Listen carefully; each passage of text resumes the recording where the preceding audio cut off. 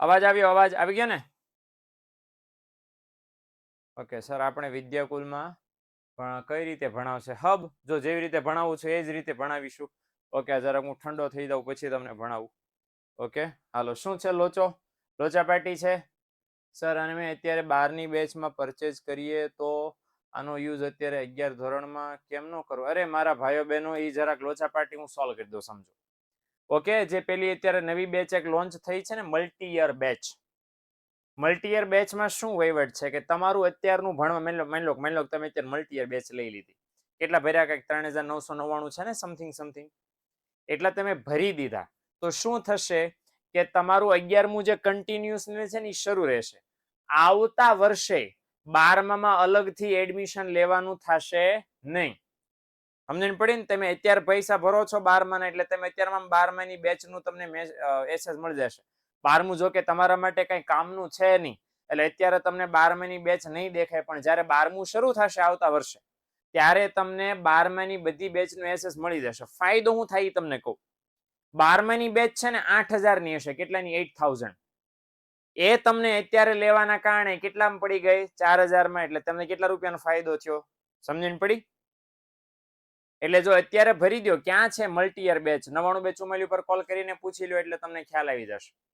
Okay, કાંઈ તમને ન સમજાય તો એ કોલ નંબર છે એ પર કોલ કરી લ્યો એટલે તમને એકદમ સાદી માહિતી મળી જશે. તમારું 11મું શરૂ જ રહેવાનું છે, એમાં કોઈ ફેર પડવાનું નથી, બરાબર ને? વેકેશન પડશે ને ભાઈ, અઠવાડિયે 10 દિવસનું માંડ હોય, એમ કરતા ભાઈ જાજુ 12માં વેકેશન આપણે પાડતા નથી. ઓકે, એટલે આ રીતનું છે.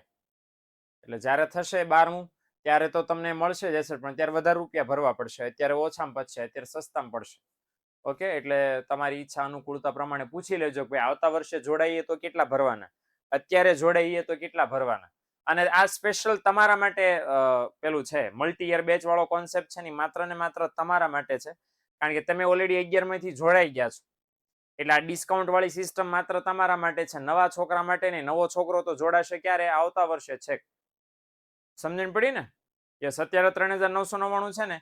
12મા વાળો કોઈ નવો છોકરો આવતા વર્ષે તમારે જોઈન થશે, નવો છોકરો, એના માટે 6999 હશે, એના માટે 7000 હશે, તમારા માટે 3000. એટલે તમને 3000 રૂપિયાનો સીધો ફાયદો થાય એમ છે. એટલા માટે આ કોન્સેપ્ટ લોન્ચ કર્યો છે. ઓકે, જૂના જે છે હા, એટલે તો કીધું ભટ્ટ, બરાબર? ભલે તમે જૂના રહ્યા નવા રહ્યા, એડમિશન તો 12માં નવું કહેવાય, એટલે તમારા માટે 6999 નવા જો જોઈન થયા તો. પણ પછી જૂનું છો તમે અત્યારે લઈ લ્યો છો, તો જો અત્યારે લઈ લ્યો છો તો તમારા માટે સીધું કામ છે શું? તમારા માટે 3999. કોન્સેપ્ટ ક્લિયર ને? હાલો, ગરબા રેમાં હમણાં રમવાના છીએ. હાલો, થોડાક રેમાં અને ઝાઝા થોડાક હમણાં રમશું. હાલો, પણ બાય ધ વે આપણે કોન્સેપ્ટ તમને ખબર છે આ સ્લાઇડનો. લીલું છે એમાં દેખાય છે. હાલો, આપણે શું ભણવાના છીએ તમને ખબર પડી જવી જોઈએ. કયો કોન્સેપ્ટ આજે આપણે ભણવાના છીએ? યસ, કારણ કે પૂર્ણ હરીફાઈ લીલી દેખાય છે, તો પૂર્ણ હરીફાઈ બોલે તો પરફેક્ટ કોમ્પિટિશન આપણે જોવાના છે. એની અંદર સૌથી પહેલા આપણે મતલબ અર્થ જોશું કે કોને કહેવાય પૂર્ણ હરીફાઈ. અને પૂર્ણ હરીફાઈની વ્યાખ્યા બે જણા આપી છે. એક તો સરસ મજાના માસી છે, માસીનું નામ છે શ્રીમતી જોન રોબિન્સન. કેવા દેખાય છે ખબર? આ યે રહા, બરાબર ને? જોઈન બી જાય નાના છોકરાને, બરાબર? એમ નામ છે સુસુપોટી થઈ જાય એવા ડોશીમાં છે, પણ બુદ્ધિશાળી મગજના, બરાબર ને? ભૂતના પિક્ચરમાં હાલે એમ છે માસી. માસી અત્યારે જીવે છે કે મૃત્યુ પામ્યા છે આઈ ડોન્ટ નો, પણ માસીએ પૂર્ણ હરીફાઈની વ્યાખ્યા આપી છે. અને માસીએ એવું કહ્યું છે કે બહુ સરસ મજાની વ્યાખ્યા છે, બુદ્ધિશાળી લોકો માટે આપી છે. અને એમણે શું કીધું છે? પૂર્ણ હરીફાઈ ત્યાં અસ્તિત્વ ધરાવે. ક્યાં અસ્તિત્વ ધરાવે?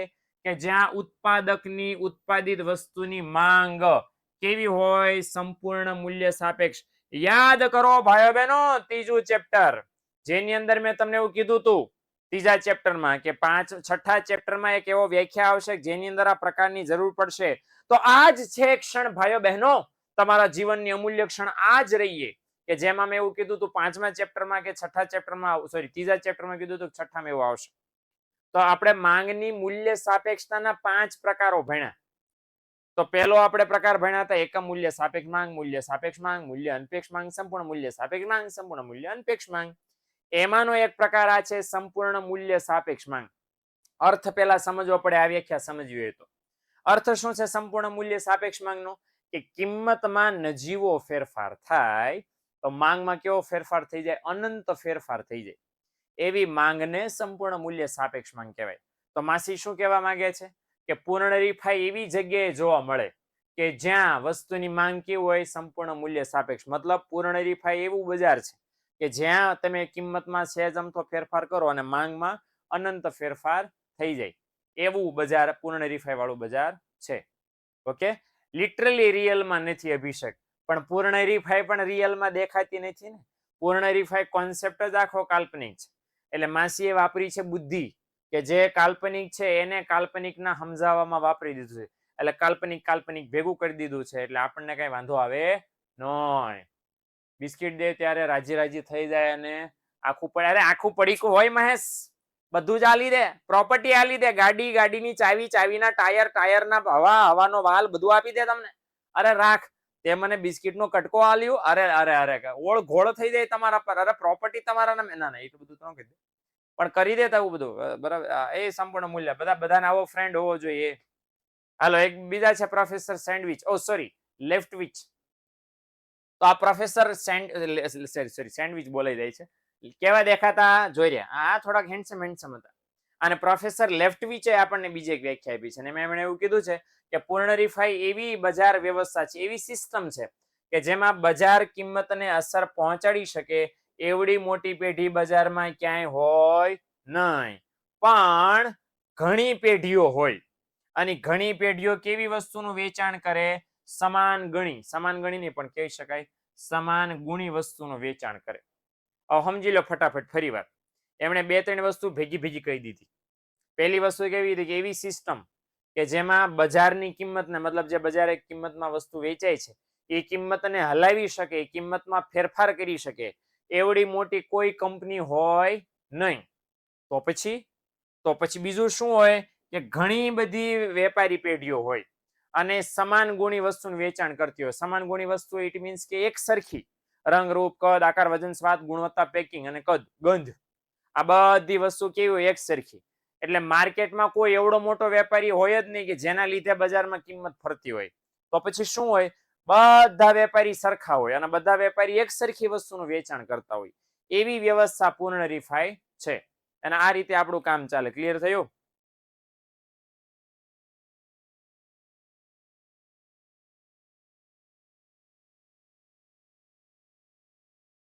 રેડી? એટલે આ રીતે છે આપણે વ્યાખ્યા સમજવાની. બાય ધ વે આખો કાલ્પનિક કોન્સેપ્ટ છે, એટલે આપણે આના જેટલા પણ લક્ષણો ભણશું એ ક્યાંય વ્યવહારમાં જોવા મળતા નથી. આપણે બસ ધારી લેવાનું છે કે આવું આવું એ બજારમાં હશે. મંગળ ગ્રહ ઉપર પહોંચી જવાનું આંખું બંધ કરીને કે મંગળ ગ્રહ ઉપર પેલા માઉન્ટ ઓલિમ્પસ નામનો પર્વત છે, ત્યાં અપૂર્ણ હરીફાઈ હશે, એમ કરીને આપણે પહોંચી જવાનું છે. ઓકે, અથવા તો મંગળ ગ્રહ ઉપર જરાક રિયલિસ્ટિક લાગે તો હું સૂર્યની સપાટી ઉપર પહોંચી જવાનું કહું છું. તેમ મને એમ કહેશું કે સાહેબ સૂર્યની સપાટી પર જવાય? એમાં તો ઇમ્પ્રેક્ટિકલ કોન્સેપ્ટ છે. બસ તો આ પણ ઇમ્પ્રેક્ટિકલ કોન્સેપ્ટ છે, હે ને? એટલે સૂર્યની સપાટી પર પહોંચી જવાનું, ત્યાં બેઠા પૂર્ણ હરીફાઈ બનાવવાનું. પૂર્ણ હરીફાઈ વાળો બજાર, બરાબર ને? શું થાય? ઢોસા. ઓકે, હાલો તો જોઈએ. બહુ બધા પ્રકારો છે અને એક પ્રકાર આપણો આમાંનો આ પણ છે. અને કેવું ટાઇટલ છે? અસંખ્ય વેચનારા અને અસંખ્ય ખરીદનારા. બરાબર, આમાં એનિમેશન મેં મૂક્યું હતું પણ ખબર નહીં એનિમેશન ઉડી ગયું છે. આ સૂર્યની વાતનું ખોટું લાગી ગયું લાગે. જો કે બાય ધ વે ચાલો, તમને હું એનિમેશન ભૂલી ગયો છું, પણ મારે તમને એનિમેશન હાલો શીખવાડે પાર કરું. પીપીટીમાં એનિમેશન કેસે મૂકતે ઓલો જીવન ઘડતર ચાલે છે ને યુટ્યુબમાં. ઓકે, ચલો એનિમેશન વાળું મેનુ ખોલવાનું. એનિમેશન વાળું મેનુ ખોલીને જોઈતી ઇફેક્ટ, હાલો મારે રેન્ડમ બાર્સ મારી ફેવરેટ છે. ઓકે, અહીંયાથી ઇફેક્ટમાં જવાનું, અહીંયાથી બાય પેરેગ્રાફમાં જવાનું, એટલે એક પછી આવશે. હાલો આમાં બી નહીં આ લેલી, એટલે આમાં બી મેં મેલી દઉં છું. ઓકે, આમાં બી મેં આ જ કરી દઉં છું. ઓકે, ચલો થઈ ગયું. તો તમને પ્રિવ્યુ દેખાડે કે કેવી દેખાશે, હે ને? હાલો હવે જો મેં આંખના પલકારામાં, ભાઈ બહેનો, બરાબર ને? એનિમેશન આવ્યું ને? તો બસ આટલી વાર લાગે એનિમેશન મૂકતા, બહુ મોટી માથાકૂટ નથી. તમને નથી કે હું કરતા હશે, કાંઈ નથી આમાં. ઓકે, ચલો પૂર્ણ હરીફાઈ વાળા બજારની પ્રાથમિક શરત. પ્રાથમિક શરત એટલે કેવી શરત? બેઝિક. બરાબર, એના વગર પૂર્ણ હરીફાઈ ન કહેવાય. તો બેઝિક શરત શું છે? કે એ બજારમાં ખરીદનારા અસંખ્ય હોય, વેચનારા અસંખ્ય હોય. એટલે કે ખરીદનારા અને વેચનારાને ગણી ન શકાય એટલા બધા હોય, ગણી ન શકાય એટલા બધા હોય. અને બાય ધ વે હંમેશા એવું હોય છે, ખરીદનારા માની લો કે અસંખ્ય છે, પણ વેચનારા કોઈ દી અસંખ્ય ન હોય. વેચનારા હંમેશા લિમિટેડ હોય, જોજો માર્કેટમાં. ખરીદનારા જાજા હોય, વેચનારા ડુ ધ કોમેન્ટ. હાલો, ખરીદનારા જાજા હોય, વેચનારા કોણ વધારે હોય? બોલો બોલો. યસ, ખરીદનારા વધારે, વેચનારા હંમેશા ઓછા હોય. પણ પૂર્ણ હરીફાઈમાં એવું નથી, એ આડું જ ભાગે છે. એમ કે ના, બે અસંખ્ય હોય, બે અનલિમિટેડ હોય. અને બે અનલિમિટેડ છે એના લીધે શું પરિણામ આવે? બે અસંખ્ય છે એના લીધે પરિણામ શું આવે? કે જો લખ્યું છે કે આજે અસંખ્ય વેચનારા છે, એ માનો એ અસંખ્ય વેચનારા માને એક વેચનારને આપણે આમ ખડગ ઉઠાઈએ તો કોઈ બહુ મોટો વેપારી નથી. બધા કેટલો પુરવઠો વેચે છે? નાનો અંશ. નાનો અંશ એટલે ભાગ. એટલે બધા વેપારી થોડુંક થોડુંક વેચે છે. કોઈ એક વેપારી પાસે બહુ ઝાઝો જથ્થો છે ને દુકાન બંધ કરે એટલે આહો આહો થઈ જાય. હા, રિયલમાં ન હોય એવું થતું નથી. બધા વેપારીઓ થોડોક થોડોક થોડોક થોડોક માલ વેચે છે. બધા પાસે 20-20 કિલો સાબુ છે, કોઈ એકની પાસે 5000 કિલો, બાકીના બધા પાસે એક એક સાબુની દડી છે, એવું છે નહીં. એટલે એના કારણે પરિણામ શું આવે કે કોઈ એક વેપારી આખા બજારના પુરવઠા પર કાબુ ધરાવી શકે નહીં, અને તેથી તે વસ્તુની બજાર કિંમત ઉપર અસર પહોંચાડી શકે નહીં. એટલે વેચનારાની કઠણાઈ એ છે કે વેચનારો એવો પાવરફુલ નથી કે બજાર કિંમતમાં હળી કરી શકે. 18/19 કે 18/17 કરી શકે એવી તેવડ એનામાં છે નહીં. કેમ નથી? કારણ કે બજારમાં વેચાતી બધી વસ્તુનો પુરવઠો એના કબજામાં નથી. બધા થોડું થોડું વેચે છે. એટલે એઝ એ કસ્ટમર તમને આ દુકાને વસ્તુ ન ગમી તો બીજી વયા જાવ, બીજી ન ગમી ત્રીજી વયા જાવ. બરાબર? વેચનારો રાવણ થઈ શકે નહીં, સીધી વાત છે. એટલે સાદી ભાષામાં વેચનાર વસ્તુની કિંમત નક્કી ન કરી શકે. જો ઉદાહરણ આપ્યું છે કે ઘઉંના એક ખેતરમાં ઘઉંનું ઉત્પાદન વધે ઘટે એમ છતાં ઘઉંના કુલ જથ્થા ઉપર અસર ન પડે તો બરાબર ને? દાખલા તરીકે આખા ભારત દેશના કેટલા બધા ખેતરો છે, કેટલા બધા ખેતરોમાં કેટલા બધા ઘઉં ઉગતા હોય, એમાં એક ખેતરમાં ઘઉં ન ઉગે તો કોઈને શું ફેર પડે? એ જે ખેડૂતને ફેર પડે, પણ બાકીના કોઈ જનતાને ખબર પડે માર્કેટમાં? કોઈને થાય. હા, ઝાઝા ખેતરોમાં ન ઉગે તો સમજ્યા, પણ એક ખેતરમાં ઘઉં ન ઉગ્યા તો કોઈને ફેર પડે? કોઈને ફેર ન પડે. એટલે કહેવાનો મતલબ એમ છે કે સિમિલરલી પૂર્ણ હરીફાઈમાં તો અસંખ્ય વેચનારા હોય. એક જણો દુકાન બંધ કરીને વયો જાય તો કોઈ કસ્ટમરને વસ્તુ ન મળે એવું બને નહીં. મળી જ જાય ક્યાંય, કારણ કે અસંખ્ય વેચનારા છે ને. એક દુકાન નથી તો બીજી લઈ લો, બીજી નથી તો ત્રીજી લઈ લો, મળી જ જાય. અમારા સુરતમાં વરાછા જેવું ખમણની એક દુકાન બંધ છે, કાંઈ નહીં, બીજી લઈ લો, ત્રીજી લઈ લો. ભાણુના ખમણ, ભાણીના ખમણ, ભાણાના ખમણ, બરાબર, મામાના ખમણ, મામીના ખમણ, કાકાના ખમણ, કાકીના ખમણ, દાદાના ખમણ, દાદીના ખમણ, દાદુના ખમણ, નાનાના ખમણ, નાનુના ખમણ, નાનીના ખમણ, બરાબર, પપ્પાના ખમણ, મમ્મીના ખમણ. આમ કરીને તમને ઢગલાબંધ દુકાનો મળી રહે. એટલે એક દુકાન બંધ કરીને વયો જાય તો કઈ હોય નહીં. લેવાના ખરી? શું કેવું સર? હા, લેવાના. હા, આપણે લેવાના તો કઈ નથી, પણ આ તો જરાક આપણે કલ્પના દોડાવીએ છીએ. સર, ત્યાં કોઈ દુકાનનું નામ ચંપક ખમણ નથી? અરે ના ના ના, આવશે આવશે. ચંપકભાઈને આપણે યુઝ કરશું, પણ જરાક અત્યારે ચંપકભાઈના વારો બાકી છે. ઓકે, હાલો. જો બીજું લખ્યું છે કે વેચનાર બજારનો નાનકડો ભાગ છે અને એના કારણે વસ્તુની કિંમત ઉપર અસર પહોંચાડી શકતા નથી. સિમિલરલી ખરીદનારા પણ કેવા છે? અસંખ્ય. ખરીદનારા અસંખ્ય છે, એના માટે એના લીધે વેચનારની જેમ ખરીદનારા પણ વસ્તુની કિંમત ઉપર ફેરફાર કરી શકતા નથી. કારણ કે એક ખરીદનારો બજારમાં વસ્તુ ન લેવા આવે તો કોઈનું કઈ લૂંટાઈ જાય નહીં, કોઈને કઈ વેપારીને ફેર પડે નહીં, કારણ કે અનલિમિટેડ કસ્ટમર છે. અનલિમિટેડ કસ્ટમર એક નો આવ્યો તો દુકાનવાળો કે એક નો આવે કઈ નહીં, તું બીજો, ત્રીજો, ચોથો છે ને, અનલિમિટેડ છે, ખૂટવાના જ નથી. એટલે ખરીદનાર છે એ પણ વેચનારની જેમ કિંમત ઉપર ફેરફાર થઈ કે નહીં. તો તમને એમ થાય કે લે સાહેબ, તો ખરીદનારા ફેરફાર ન કરીએ કે વેચનારા ફેરફાર ન કરીએ કે કિંમત નક્કી કોણ કરે? તો ભાઈઓ બહેનો, માર્શલ દાદા કહી ગયા વર્ષો પહેલા કે બજારમાં વસ્તુની કિંમત બે પરિબળના આધારે નક્કી થાય. કયા કયા? માંગ અને પુરવઠો.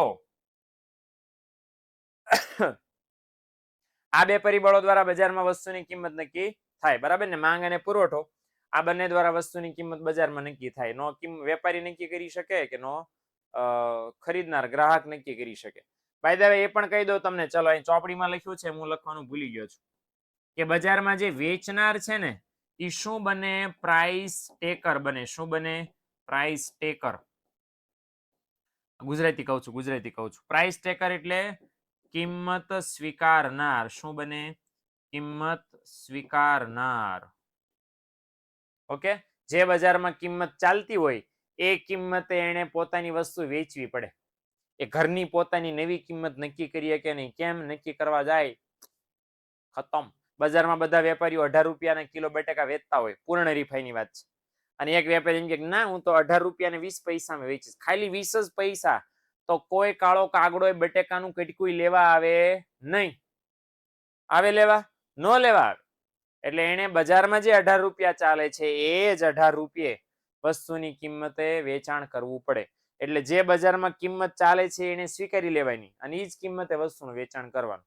એટલા માટે પૂર્ણ હરીફાઈમાં વેચનાર બની જાય પ્રાઇસ ટેકર, બોલે તો કિંમત સ્વીકારનાર. ઓકે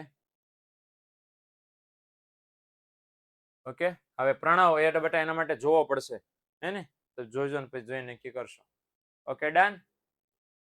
તો જરાક આપણે સમજીએ, આગળ વધીએ. હા, ઓકે મોદી. ચાલો, નંબર 2, બીજું લક્ષણ, અને એ છે સમાન ગુણી વસ્તુઓ. બરાબર, બહુ સહેલો મુદ્દો છે, એકદમ ઈઝી પીઝી. અને સમાન ગુણી વસ્તુ એટલે શું? ભાઈ પૂર્ણ હરીફાઈ એવું માર્કેટ કે જેમાં વેચાતી બધી કે વેચાતી ખરીદેલી વસ્તુઓ કેવી હોય? ગુણવત્તાની દ્રષ્ટિએ કેવી હોય? એક સમાન. બરાબર, વસ્તુ સેવાનો પુરવઠો સેમ હોય. એટલે જો અહીં લખ્યું જ છે, એક ગામના ખેડૂતના ઘઉં બીજા ગામના ખેડૂત કરતા જુદા પડે? ન પડે ને. ઘઉં સરખા જ હોય ને. કોઈ પણ ખેતરમાં ઘઉં કે કાળા ધોળા પીળા બધા રૂડા રૂપાળા ગુલાબી ઘઉં ન હોય, કે ઝારાના ઘઉં ગુલાબી ઘઉં, ડોલ્સેન ગબાનાના ઘઉં કાળા ઘઉં, એ બરાબર ને. લિનનના ઘઉં લીલા ઘઉં એવું આવે. રેમન્ડ્સના ઘઉં, આવું કઈક ઘઉંમાં કઈ વેરાયટી નથી થતી, સરખા જ હોય, હે ને? એટલે જોઈ લો, ઘઉં છે. એવું માની લે સફરજન તો સરખા હોતા નથી, પણ એવું માની લે પૂર્ણ હરીફાઈમાં વેચાતા બધા સફરજન કેવા? એક સરખા ગળ્યા હોય, એક સરખું હોય, બધું એક સરખું સિમિલર હોય. ઓકે, એટલે ઉદાહરણ લખી શકાય. કઈ કઈ ગુણધર્મો? તો કે રંગ, રૂપ, કદ, આકાર, વજન, સ્વાદ, ગુણવત્તા, પેકિંગ. આ બધું કેવું હોય?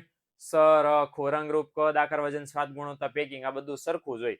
એક વસ્તુને બીજી વસ્તુને તેમ અલગ ન પાડી શકો કે આમાં ફેર હું અલગ પાડી શકો નહીં. હવે બજારમાં વેચાતી વસ્તુ એકદમ સરખી હોય. ઓકે, હવે જો એકદમ સરખી હોય તો એ પછી કેવી હોય? પરસ્પર સંપૂર્ણ અવેજી. પરસ્પર સંપૂર્ણ અવેજી બોલે તો એક વસ્તુના બદલામાં તમે બીજી વસ્તુ કમ્પ્લીટલી વાપરી શકો. જો એમ કહો કે ચા ના બદલે કોફી, તો ચા ના બદલે કોફી અવેજી વસ્તુ કહેવાય, પણ સંપૂર્ણ ન કહેવાય. કારણ કે જે સ્વાદ તમને ચામાં આવે એ સેમ સ્વાદ કોફીમાં આવવાનો નથી. હા, ચાના બદલે કોફી પી શકો, કોટો ચડી જાય, તાજગી મળી જાય, પણ ચા જેવી લાગે એવી કોફી લાગે? બેનો સ્વાદ અલગ પડે ને. થોડીક તો અલગ હોય, એમ 80-90% સેમ હોય.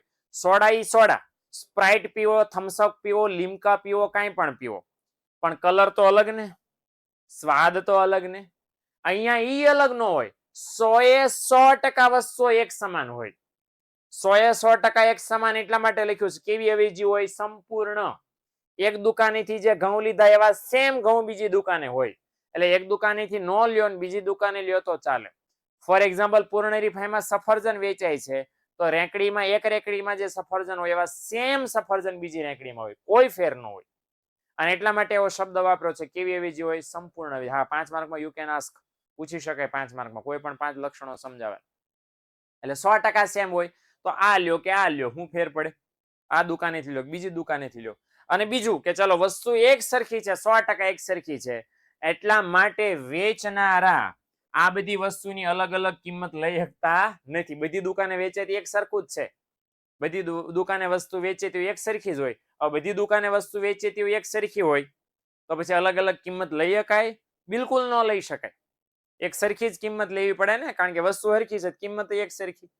અને એટલા માટે બજારમાં વેચાતી તમામ વસ્તુની કિંમત પણ કેવી હોય? એક સરખી. એટલે વસ્તુ સરખી, વસ્તુના ગુણધર્મો સરખા, તો વસ્તુની કિંમત પણ સરખી હોય, અલગ અલગ હોય નહીં.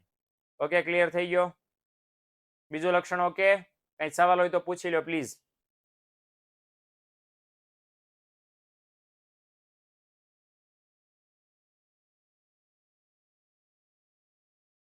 બધાથી ઓછી કિંમત રાખીએ તો બધાથી ઓછી કિંમત રાખી હોય એટલે અસંખ્ય વેચનારા છે. લાકડી લઈને આવીને ઢીબી નાખે કે નો ઢીબી નાખે. અને બાય ધ વે ઓછી કિંમત રાખવામાં લોચો શું છે ખબર? કિંમત ઘટાડાય નહીં. ઘટાડવામાં લોચો એકમાત્ર એ છે કે કિંમત ઘટાડો તો નફો ઘટે કે ન ઘટે?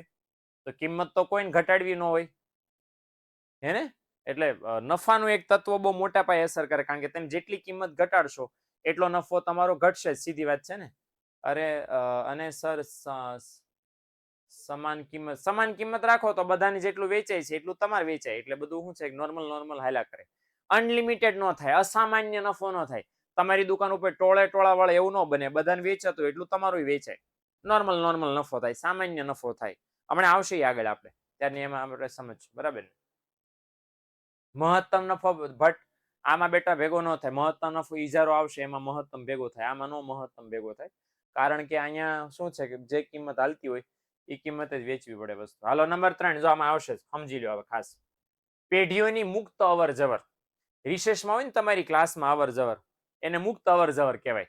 ત્યારે કોઈની જો રિસેસમાં તમારી જે અવર જવર થતી હોય ને ક્લાસમાં, એને મુક્ત અવર જવર કહેવાય. કારણ કે ત્યારે સર હોય કે ન હોય, તમને આવવા કે જવા માટે તમારે કોઈને પૂછવાનું હોય નહીં. પણ એકવાર લેક્ચર શરૂ થઈ ગયો પછી તમારે પૂછવું પડે, મે આઈ કમ ઇન સર? બહાર જવું હોય તો તમારે પૂછવું પડે કે may I go sir, may I in sir, may I out sir, પૂછવું પડે. એટલે આપણે કઈ અવર જવરની વાત કરીએ છીએ? મુક્ત અવર જવરની, કે જ્યાં પેઢી નવી, બજાર ચાલી રહ્યું છે, સરસ મજાનું દુકાનમાં વેપારીઓ બિઝનેસ કરી રહ્યા છે, અને કોઈ વેપારીને નવો છે, એને કોઈ દી દુકાનમાં વસ્તુ નથી વેચી, એને બજારમાં વેપારી વેચનાર તરીકે ઘૂસવું છે માર્કેટમાં, તો આવી શકે કે ન આવી શકે? તો આવી શકે. કોઈ જૂનો વેપારી ઓલરેડી છે, એને ધંધો બંધ કરીને નીકળવું છે, આવો નથી મારી વસ્તુ વેચી, ધરાઈ ગયા આપણે, તો એ જઈ પણ શકે. એટલે અહીંયા કોઈ નવો વેપારી બજારમાં વસ્તુ વેચવા આવે તો એને, અને જૂનો વેપારી ધંધો છાડીને જાય તો એને કોઈ નિયંત્રણ નડતું નથી, કારણ કે પૂર્ણ હરીફાઈ છે, અસંખ્ય છે. એક નવો આવે કે એક જૂનો જાય, શું ફેર પડે છે? કોઈને કઈ ફેર પડવાનો નથી. એટલે પૂર્ણ હરીફાઈમાં પેઢીઓની અવર જવર મુક્ત હોય છે. જો અહીં લખ્યું છે કે પૂર્ણ હરીફાઈ વાળા બજારમાં નવી પેઢીને બજારમાં પ્રવેશવાની છૂટ હોય, અને કોઈ જૂની પેઢી, જૂની કંપની હોય, ધંધો છોડીને વયું જવું હોય તો એને છૂટ હોય. કોઈ કઈ ના પાડે નહીં, કોઈને કઈ ભી પડે નહીં. તેમ બટેકા વેચતા હોય, 1 લાખ જણા બટેકા વેચે છે. કેટલા? 1 લાખ જણા. 1 લાખ જણા બટેકા વેચતા હોય ને એક જણો આવે તો કઈ બીજાને 1 લાખ જણાને ફેર પડે? કઈ નો ફેર પડે. એટલે કોઈ નવો આવે કે કોઈ જૂનો જાય, કોઈ વેપારીને કઈ ફેર પડતો નથી, એટલા માટે એ લોકો વિરોધ કરતા નથી. નવો આવે તો હાલ આવે, અમે એટલા વેચીએ છે, તું વેચ. અને કોઈ જાય, વાંધો નહીં, અમે તો વેચશું, તાર જવું જ જા, નો જવું જ કઈ નહીં. આવો તો વેલકમ, જાઓ તો ભીડકમ, આ અભિગમ હોય. આવે તો કે આવો, જાઓ તો કે આવજો, બરાબર? આમ જ હોય હે ને. આવું કામ પૂર્ણ હરીફાઈમાં હોય. જો લખ્યું છે આવે શું લેવા, નવી કંપનીઓ શું લેવા આવે, જૂની હોય તો પ્લસ શું લેવા થાય. કારણ કે ઘણીવાર એવું થાય કે પૂર્ણ હરીફાઈ વાળા બજારમાં જે કંપનીઓ હોય એના વધુ નફાથી પેઢીઓ આકર્ષાય, કે ભાઈ હું વેચું છું રીંગણા અને પૂર્ણ હરીફાઈમાં બધા વેચે છે બટેટા, હું રીંગણા વેચું, જાજો નફો નથી થતો, પણ બટેકા વેચવાનું શરૂ કરું તો જાજો નફો થાય, કારણ કે બટેકા વાળા જો મારી કરતા જાજુ કમાય છે. એટલે પૂર્ણ હરીફાઈમાં જે નફો થાય છે એનાથી આકર્ષાઈને નવી પેઢીઓ બજારમાં પ્રવેશ. અને ઘણીવાર એવું થાય કે મંદી હાલે અને ગ્રાહકો માંગ ન કરે, વોટેવર કઈ પ્રશ્ન આવે, એના કારણે પેઢી ખોટ કરે, તો ખોટ કરતી પેઢીને શરૂ ન રખાય ને. એટલે ઘણી બધી કંપનીઓ શું કરે, ઉદ્યોગ તજી દે, મતલબ બજાર મૂકીને વહી જાય, દુકાન બંધ કરીને તાળું એટલે લીંબુ લટકાડીને વહી જાય કે ભાઈ અમારે ધંધો નથી કરવો હવે. એટલે જો બજારમાં નફો થતો હોય તો એ નફાથી આકર્ષાઈને નવી કંપનીઓ આવે, અને જો કંપનીમાં ખોટ જતી હોય તો ઉદ્યોગ છે અથવા તો બજાર છોડીને કંપની વહી પણ જાય ગમે ત્યારે.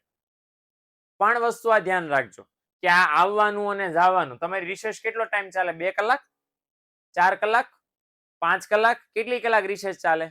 અરે 15 મિનિટ, વધી વધીને 20 મિનિટ એટલી જ હાલે ને, વધી વધીને અડધી કલાક હાલો, બરાબર? કલાકની રિસર્ચ નો હોય. તો જો લખ્યું છે કે અવર જવર કેવા સમયગાળાની હોય? ટૂંકા ગાળાની હોય ને, ટૂંકા ગાળાની. એટલે અવર જવર ટૂંકા ગાળાની જ હોય છે, પણ લાંબા ગાળે અવર જવર થાય નહીં. લાંબા ગાળે બધા સ્થિર. જો લખ્યું છે કે લાંબા ગાળે પેઢીની અવર જવર શું થઈ જાય? આપોઆપ બંધ થઈ જાય. એકવાર રિસર્ચ પૂરી થઈ એટલે જડબે સલાક ચૂપ ને બેસી જવાનું. સાહેબ બદલાયા કરે, તમારે નાન્ય રહેવાનું, તમારી જગ્યા બદલાય ને મરી ગયા ના. હા ને? એટલે જે અવર જવર થાય છે ટૂંકા ગાળામાં હોય. અને બાય ધ વે ટૂંકો ગાળો એટલે કયો? આપણો 5મા ચેપ્ટર વાળો ટૂંકો ગાળો અને લાંબો ગાળો. એ ટૂંકા ગાળામાં જ અવર જવર થાય, લાંબા ગાળે ન થાય. શું લેવા ન થાય? કારણ કે લાંબા ગાળે બધી પેઢીને કેવો નફો મળે? સામાન્ય નફો, બધાને મળતો એટલો જ મળે, બરાબર ને? એમાં કઈ બધો ફેરફાર પડે નહીં. એટલે મારે કહેવાનો સાદો મતલબ એ છે કે લાંબા ગાળે પૂર્ણ હરીફાઈ વાળી બધી કંપનીઓને જેટલો મળતો હોય થોડોક સાદો નફો મળે. હવે જો આવે તો ને સામાન્ય નફો લાંબા ગાળે મળે એનું પરિણામ શું આવે કે સામાન્ય નફો મળે છે, બહુ એટલો હાઈ નફો નથી મળતો. એટલે નવી કંપનીની પેઢીમાં પ્રવેશવાનું કઈ આકર્ષણ ન રહે. અને જૂની પેઢી એમ કે ભાઈ નફો તો મળે જ છે ને, બહાર જઈને કંઈક નવું ગોતું એના કરતા નફો મળે જ છે, આપણે આમાં કરી ખાવું સારું. એટલે આકર્ષણ નવી પેઢીને રહે નહીં, એટલે નવી પેઢીઓ આવે નહીં. અને સામાન્ય નફો તો થાય છે ઓલરેડી, ખોટની જ જાતી, એટલે જૂની પેઢી ધંધો છોડીને જાય નહીં, બરાબર? અને એટલા માટે અવર જવર છે લાંબા ગાળે સ્ટોપ થઈ જાય. લાંબા ગાળે જે હોય એ બધું જામી જાય ઓલે ઉદ્યોગો, બરાબર ને? દોણી ચડાવીને મોઢામાં પાનો બોલો ભાઈ હું લેવું તમારે એમ કરીને વેચા કરે અને સરસ મજાનું કામ ચાલ્યા કરે. ઓકે, તો આ મુક્ત અવર જવર છે. પણ સર નવા લોકો પોતાના પ્રમોશન ન કરી શકે? પ્રમોશન કરવાનો કોઈ મતલબ જ નથી ને, કારણ કે વસ્તુઓ કેવી છે, તમે પ્રમોશનમાં કરો હું જાહેરાતમાં શું કરો કે લઈ લો અમારી વસ્તુ એમ. પણ પ્રોબ્લેમ ક્યાં છે કે તમારી વસ્તુ અને આખા ગામની વસ્તુ કેવી છે? સેમ. તો પ્રમોશન તમે કરશો ને ફાયદો બધાને થાય, તો કરાય કોઈ દી? હા, પ્રમોશન ક્યારે? અત્યારે બધી કંપનીઓ પ્રમોશન કરે છે. શું લેવા કરે છે કે અમારો મોબાઈલ ઓલાનો મોબાઈલ કરતા શ્રેષ્ઠ, અમારો ડેટોલ તમારા ડેટોલ કરતા શ્રેષ્ઠ. તો આપણે શ્રેષ્ઠ હું બતાવશું? જાહેરાત કરશું શેની? જાહેરાત શેની કરશું? કારણ કે વસ્તુઓ તો બધી સરખી છે, એટલે જાહેરાત કરવી પોસિબલ નથી. જાહેરાત કરો તો કારણ કે વસ્તુ તો તમારી ક્વોલિટી બીજાની ક્વોલિટી સેમ જ છે. તમે એવો ખોટો દાવો ન કરી શકો કે અમારી વસ્તુ સારી છે, કારણ કે ગ્રાહકોને તો ખબર છે કે બધી વસ્તુ દુકાનમાં વેચે હરખી છે.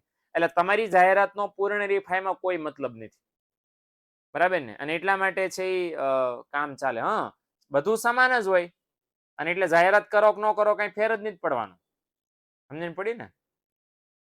ઓલી એડ નથી આવતી. આ ડોમિનોઝ ની એટલા માટે આવે છે કે ડોમિનોઝ નું નામ અલગ, ડોમિનોઝ નો સ્વાદ અલગ, ડોમિનોઝ ને પીઝાની સાઈઝ અલગ, અને પીઝા હટ ને અંકલ ટોમ ને અંકલ સેમ ને બધાનું અલગ અલગ છે. સમજણ પડી? એટલા માટે એ લોકો જાહેરાત કરે છે જીત, બરાબર ને? અત્યારે વર્તમાન સમયમાં આપણા રિયલિસ્ટિક માર્કેટમાં જાહેરાતો એટલા માટે થાય છે કારણ કે ખબર છે ગ્રાહકોને કંઈક અલગ અલગ વસ્તુઓ છે. પણ અહીંયા તો તમને ખબર જ છે ઘઉંની કઈ જાહેરાત ભાળી? કોઈ ખેડૂતે ઘઉંની જાહેરાત ટીવીમાં અપાવી ભાળી? કેમ? કારણ કે ઘઉં સરખા જ છે બધે ભાઈ. સમજણ પડી કે મારા ઘઉં લઈ લો, મારા તમારા ઘઉંમાં શું છે ભાઈ? સરખું જ છે બધું. ઘઉંની જાહેરાત જોઈ કોઈ દિવસ? નહીં. આયાના જેવી વાત છે.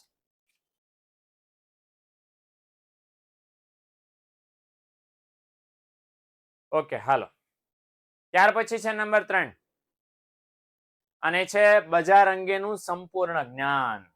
ઓકે, શું લેવા જાહેરાત ન કરાય એનું એક ઓર રીઝન આ બજાર અંગેનું સંપૂર્ણ જ્ઞાન કોને હોય?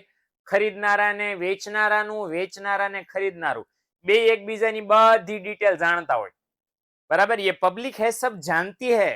આમ હોય જો લખ્યું છે ખરીદનારા અને વેચનારાઓને બજારની પરિસ્થિતિનું સંપૂર્ણ જ્ઞાન હોય, એટલે ગ્રાહકોને શું ખબર હોય? ખબર? ગ્રાહકોની ખબર હોય કે વેચનારો વસ્તુ કઈ કિંમતે મને વેચે છે, એને કેટલો નફો થાય છે, એને કેટલા રૂપિયામાં પડે છે. આ પૂર્ણ હરીફાઈ છે એટલે બધું શક્ય છે, બરાબર ને?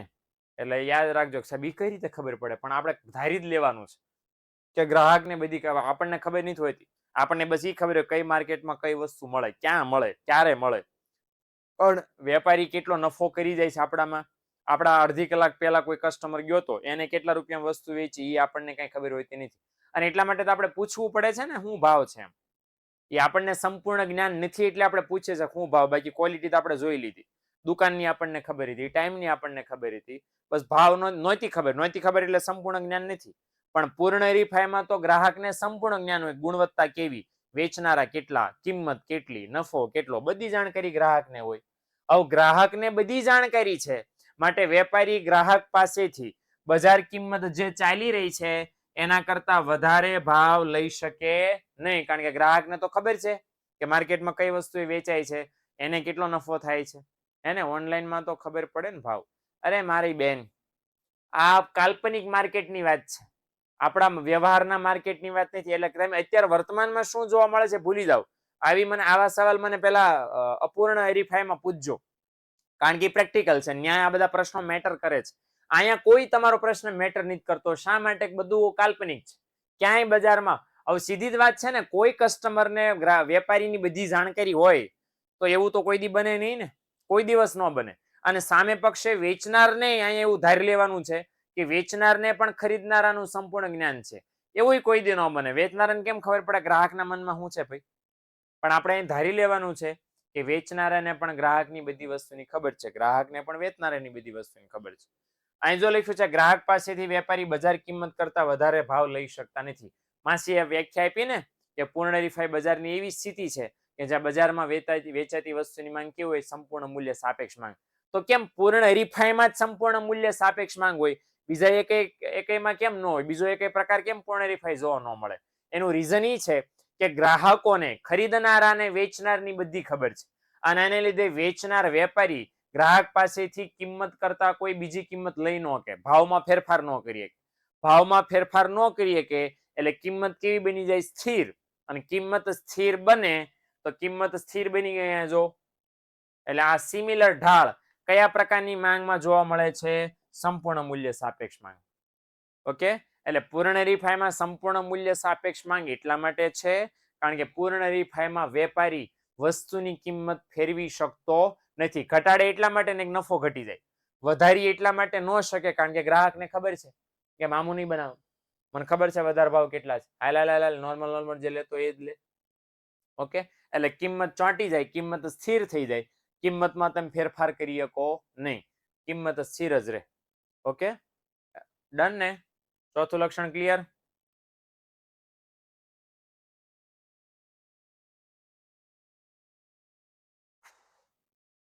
હાલો.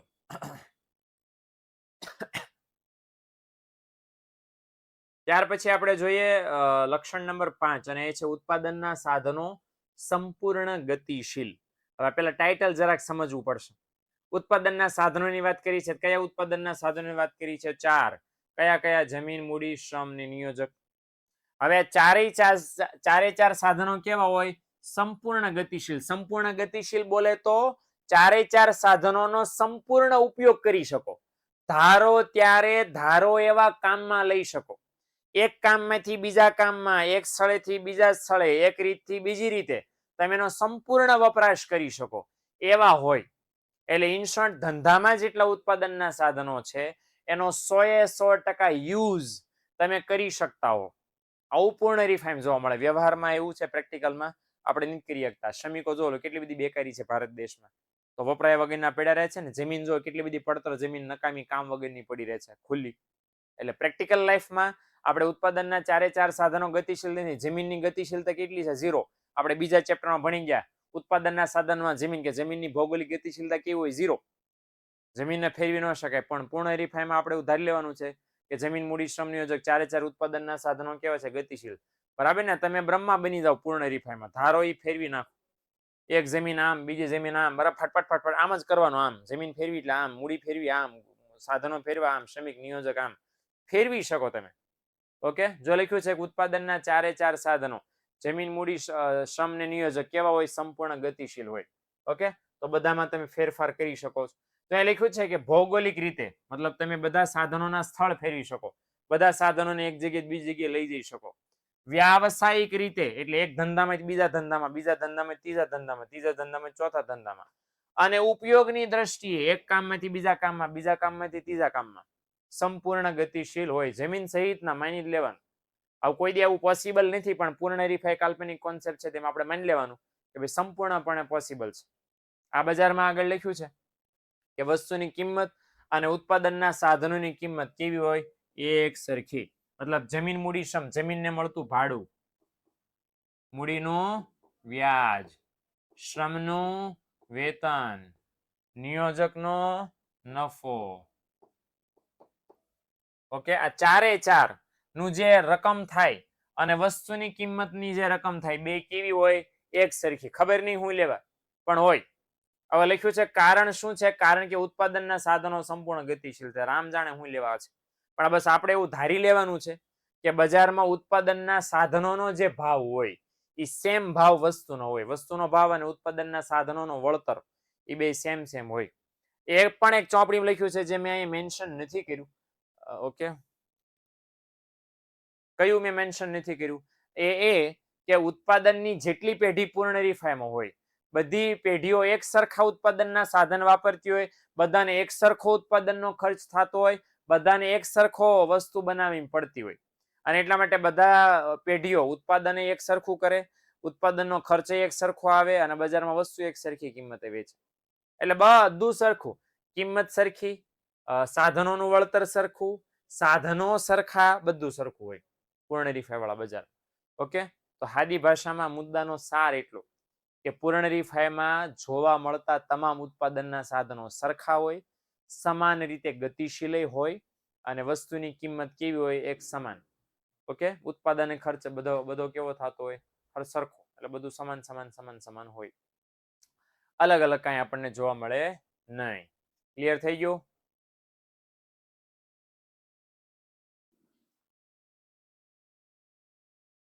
Okay, crystal clear sir. ન સમજાય તો પૂછી લેજો દીકરાઓ.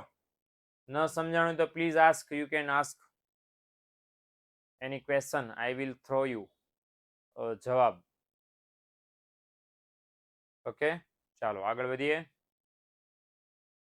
છેલ્લું અને છઠ્ઠું લક્ષણ એ છે વાહન વ્યવહાર ખર્ચનો અભાવ. હાલે લે, આ તો મગજમંદ બે એવું, પણ આપણે તો સમજી લેવું કે કામનું છે, કાલ્પનિક છે. બરાબર, વાહન વ્યવહારનો ખર્ચો આપણે રિયલમાં થાય કે ન થાય? થાય ને. આપણે તો રિક્ષામાં બેહીને સ્કૂલે કોલેજમાં તોય ભાડું લઈ લાવ, પડે લઈ લે ને, કુરિયરના ચાર્જીસ લાગે છે. પણ આ લોકો એવું માને છે કે પૂર્ણ હરીફાઈમાં વાહન વ્યવહાર થતો નથી. વાહન વ્યવહાર ખર્ચનો કેવો છે અભાવ. હવે જોઈએ શું લેવા આ લોકોએ ધારી લીધું છે. પૂર્ણ હરીફાઈમાં એવું માની લેવામાં આવે છે કે જ્યાં ખરીદનારા હોય ત્યાં જ વેચનારા હોય. મતલબ વેચનારાએ ખરીદનારા સુધી જવા માટે વાહન વાપરવું પડે નહીં. દાખલા તરીકે ફાફડા બનાવતો વેપારી છે, ખબર છે, આમ ફાફડા બનાવ્યા, બરાબર ને? ઓલો ઋતિક રોશન ની સામે ડાન્સ કરો, ટેણે ટેણે ટેણે, એમ ઓલો ફાફડા બનાવવાળા કરતા ને, ટેણે ટેણે ટેણે ટેણે. તો જ્યાં ફાફડા બનાવવાળો ફાફડા વેચતો હોય, એટલે બનાવતો હોય, ત્યાં જ વેચે ને. ફાફડા બનાવવાળા કઈ સાયકલ હાંકીને કસ્ટમર સુધી જવું પડે નહીં. તો ફાફડા બનાવવાળાને વાહન વ્યવહારનો ખર્ચ થાય નહીં. એવું અહીંયા ધારી લેવામાં આવે છે કે પૂર્ણ હરીફાઈ વાળા બજારમાં, બરાબર, જ્યાં વેચનારો હોય ત્યાં જ ખરીદનારો હોય, એટલે વાહન વ્યવહારનો ખર્ચો તો થવાનો નથી. ઘણી વાર એવું કહેવાય છે કે ભાઈ વાહન વ્યવહારનો ખર્ચ થાય, પણ એટલો ઓછો થાય છે, એટલો નાનો થાય છે કે એને ગણતરીમાં લેવામાં આવતો નથી. ને એવું ધારી લેવામાં આવે છે કે વાહન વ્યવહારનો ખર્ચ કેવો છે? શૂન્ય. ભાઈ દે પૂર્ણ હરીફાઈમાં એવું ધારી લેવામાં આવે છે કે વાહનો હવામાં ચાલે છે, હવામાં ચાલે છે, હવાથી ચાલે છે, વજન વગર હાલે છે, માણસ વગર હાલે છે, બધા પાસે વાહનો છે અને ફ્રીમાં હાલે છે.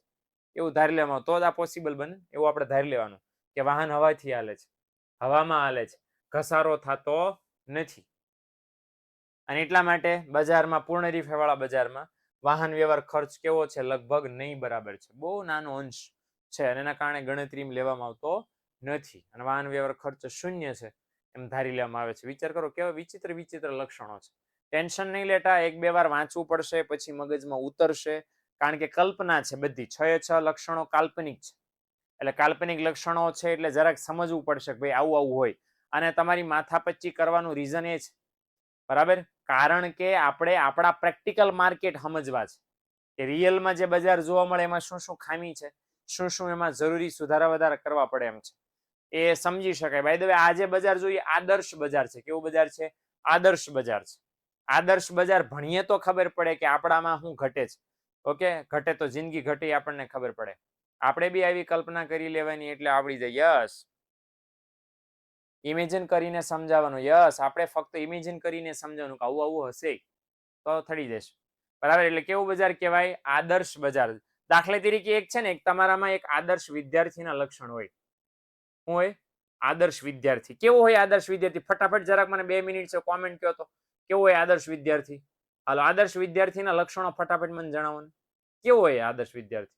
જલ્દી જલ્દી એક એક લક્ષણ બધા બોલો ફટાફટ. ચલો, સાચું બોલે, પરફેક્ટ યુનિફોર્મ પહેરવો હોય, હોશિયાર હોય ભણવામાં. હાલો, વાહ. ચલો, બધા સાથે સારી રીતે રહે. અચ્છા, ક્લેવર હોય. હાલો, જલ્દી જલ્દી જલ્દી.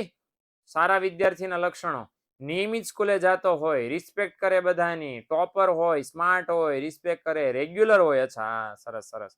હાલો હાલો, જલ્દી જલ્દી. હું બધાનું એક એકને વાંચું છું. લેક્ચરમાં કોન્સન્ટ્રેશન રાખે, ગુડ બિહેવિયર હોય, હોશિયાર હોય, સારા ફ્રેન્ડની સંગત હોય, શાબાશ શાબાશ. તમને ખબર તો છે કે સારા કેવા સારા વ્યક્તિ માતા પિતાની સેવા કરે, શાબાશ.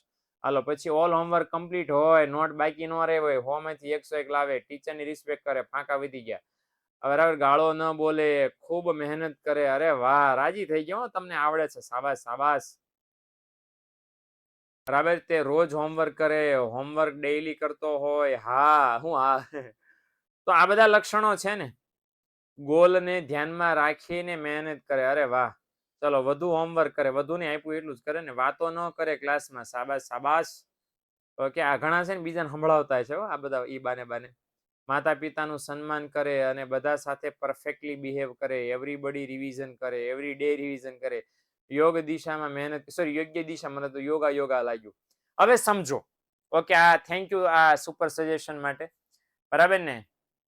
આ બધા જે તમે બોલ્યા એ એક જણમાં હોય? હવે મને કયો તો તમારું ખુદનું એનાલિસિસ કરીએ. તમે આદર્શ વિદ્યાર્થી છો? તમે આદર્શ વિદ્યાર્થી?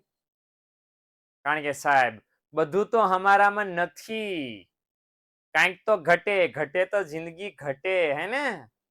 તો હકીકતમાં જે તમે પૂર્ણ વિદ્યાર્થી કીધો, આદર્શ વિદ્યાર્થી, હકીકતમાં ક્યાંય બજારમાં જોવા મળતો, ક્લાસમાં સ્કૂલમાં જોવા મળતો નથી. છતાંય આપણે કેમ ખબર છે કે આવો હોય? એટલા માટે કે એ ખબર રાખીએ તો આપણને સમજમાં આવે કે આપણે કેટલું ઘટે છે, આપણે ક્યાં પહોંચવાનું છે, આપણે કેવા બનવાનું છે. સેમ કન્ડિશનમાં, સેમ લોજિકમાં પૂર્ણ રીફાઈ જોવા નથી મળતું, પણ છતાંય એટલા માટે ભણવાનું કે આપણને ખબર પડે કે બાકીના બજાર કેવા છે. અને એ કોન્સેપ્ટને ધ્યાનમાં રાખીને આપણે આ ભણ્યા, હે ને. એટલે એટલા માટે ઈ જે તમે સમજણ પડી ને કે તમે આદર્શ વિદ્યાર્થી નથી, પણ આદર્શ વિદ્યાર્થી કેવો હોય એ તમને ખબર છે. એના આધારે તમે આદર્શ વિદ્યાર્થીના લક્ષણને તમારા લક્ષણને કમ્પેરિઝન કરી શકો અને જાણી શકો તમે ક્યાં પહોંચ્યા એમ, હે ને. એટલે આ વસ્તુ ખાસ ધ્યાનમાં લેવાય નહીં. પૂર્ણ હરીફાઈ વાળું બજાર શું લખ્યું છે? બનાવી, હા બનાવજો પૂર્ણ હરીફાઈ વાળું બજાર. ઓકે, પણ આપણો ટાઈમ થઈ ગયો છે, આપણે ટાટા બાય બાય કરવું પડશે અને આવતીકાલે વળી પાછા આપણે એક નવા સરસ મજાના પ્રકાર સાથે આપણે હાજર થઈશું. ઓકે, આવતીકાલે આપણે ખાસ ચેક કરવાના છીએ. આવતીકાલે શું ચેક કરશું? આવતીકાલે આપણે આગળનો બજારનો હરીફાઈના આધારે પ્રકાર જોશું. ઓકે, મળીએ આપણે નેક્સ્ટ લેક્ચરમાં. હાલો, સાહિલ સર ઓલરેડી લાઈવ થઈ ચૂક્યા છે યુટ્યુબ પર, ફટાફટ જોડાઈ જાઓ. ચાલો મળીએ આપણે નેક્સ્ટ લેક્ચરમાં. આવજો, ટાટા બાય બાય, છીએ.